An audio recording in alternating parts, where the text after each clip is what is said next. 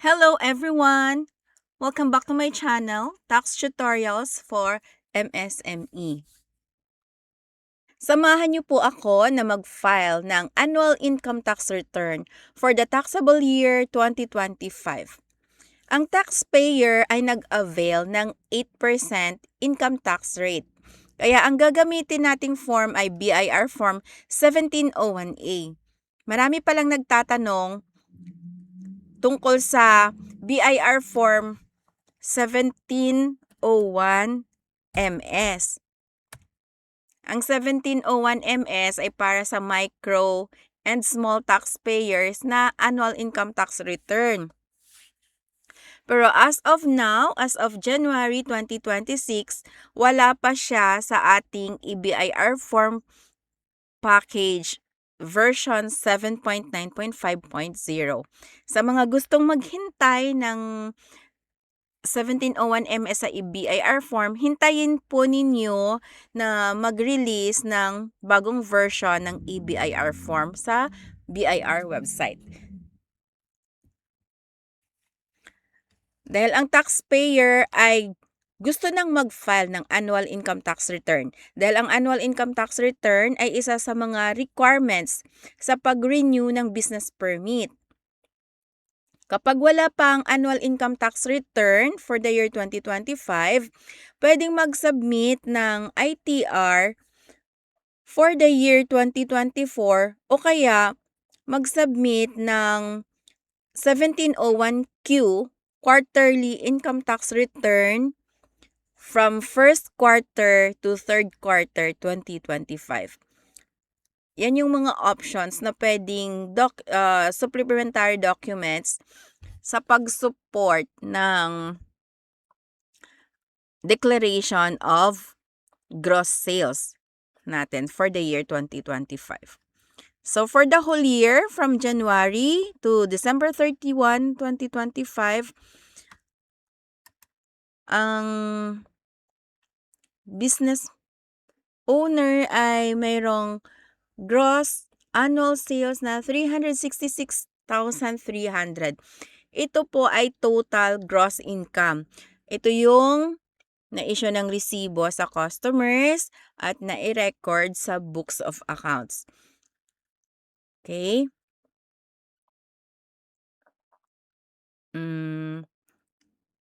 Kapag nag-avail ng 8% income tax rate na purely business income lang, allowable ang taxpayer na mag-claim ng 250,000 na deduction. So, exempted sa income tax ang part na ito ng income, 250. Ang taxable income is in excess of 250,000 na exemption. So, 8% of 116,300, ang tax due ay 9,304. Noong third quarter, nag-exceed na siya ng 250,000. Kaya meron na siyang binayaran na 6,800. Pakita natin. Dito, sa third quarter, ang kanyang total gross income ng third quarter ay 335,300 na. So, naglampas na siya ng 250. So, 8% ng 85,300 ay 6,824. Yan ay binayaran na noong November 15, 2025. Okay. So, i-declare natin yan. Ilagay dito sa total tax payment for the total tax payments for the 3 quarters.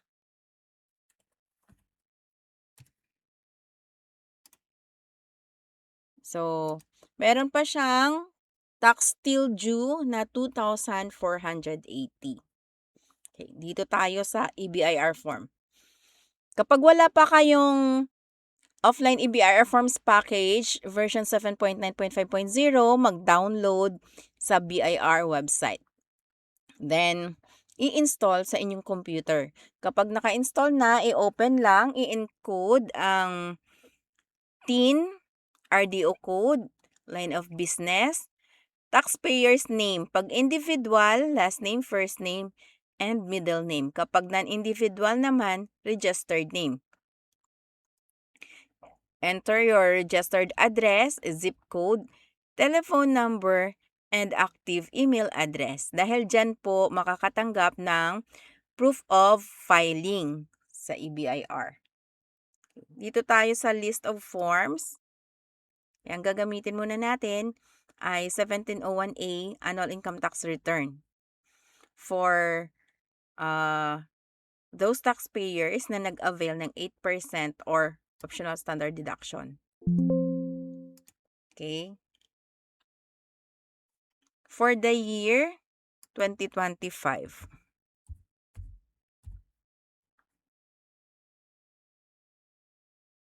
Other details, automatic na. Taxpayer type, single proprietor. Kung ikaw ay freelancer, nag-exercise ng iyong profession, professional po yung i-click.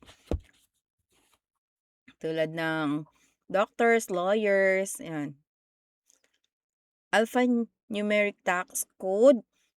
Ang taxpayer ay nag-avail ng 8% income tax rate. Dapat sa buong taon na 8%. Kapag sa quarterly ay gumamit ng graduated rates, hindi pwede na mag 8% sa annual. Vice versa. Kaya sa first 3 quarters ay gumamit ng 8%. Pagdating naman sa annual ay gagamit ng graduated rates, hindi pwede. Dapat for the whole year yung selection ng tax rate. Okay. I-enter ang date of birth.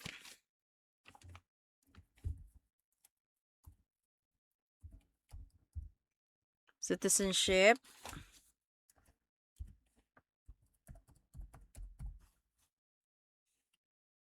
Civil status, single. So, dito sa number 19, automatic na siya na choose ng 8%. Kasi dito sa ATC ay 8% yung ating tax rate. Dito na tayo sa page 2.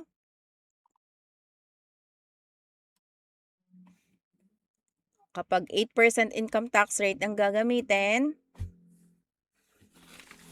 sa number 47, enter ang gross annual sales, 366,300.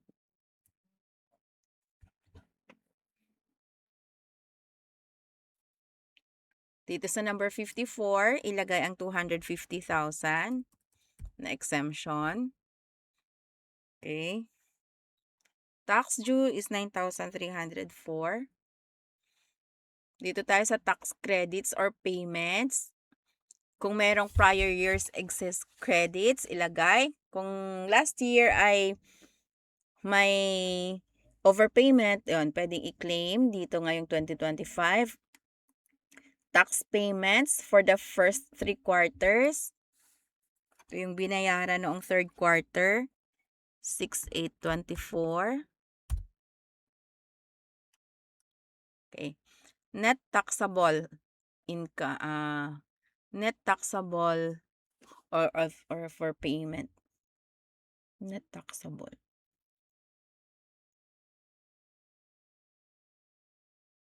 Net tax due is 2,480. Okay. Ito na yung tax due for the whole year. Sa kanyang sales na 366,300 is 9,304. Less total tax credits, yung binayaran noong 3rd quarter, 6,824. So, tax payable or overpayment, 2,480. Pwedeng bayaran hanggang April 15, 2026. Tingnan natin. April 15, 2026. Yan yung deadline of filing and payment of annual income tax return for the taxable year 2025. Okay. Pwede nang i-save. Click validate. Validation successful. Then click submit final copy.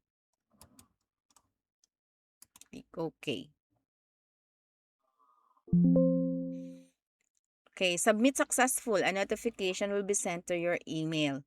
Okay, hintayin na lang sa email ang tax return receipt confirmation. If ever na hindi dumating, kailangan pong mag-follow up sa BIR. Pwede kayong mag-message sa akin para kunin yung email address kung saan pwedeng mag-follow up, or pwede ko ding ilagay sa video description ng tutorial video na ito. Tsaka yung file na ito, maglalagay din ako ng link ng file na ito para pwede nyong gamiting tax guide.